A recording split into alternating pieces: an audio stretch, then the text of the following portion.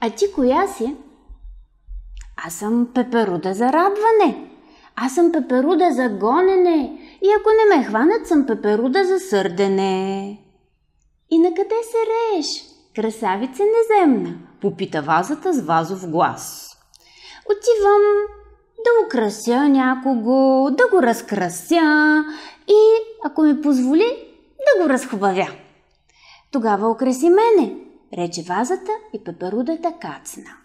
И си говориха хубаво, и си приказваха изискано, и си мърмориха усмихнато до момента, в който пеперудата запя.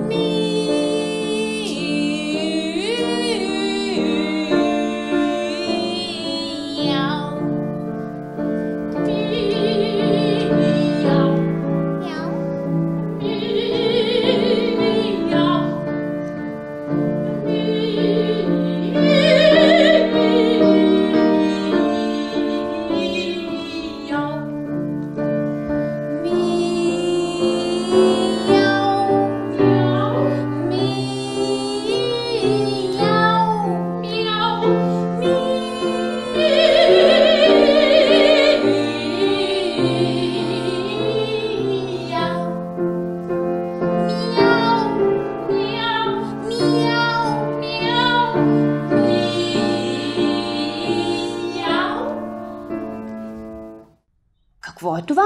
Подскочи вазата, спри веднага. Аз въобще не пея, отговори тъжно пеперудата и посочи крилете си.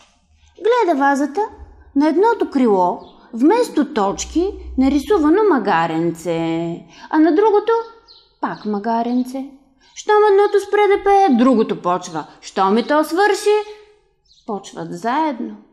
Мяу, мяу, мяу.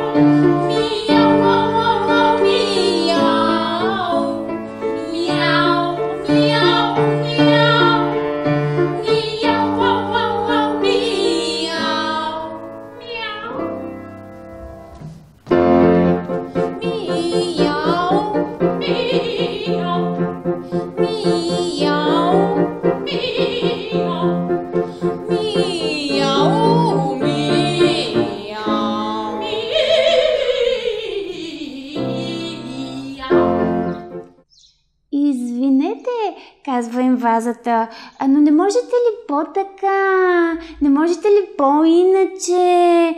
Не можете ли приятно? Можем, отговориха те, но ни трябва спокойствие.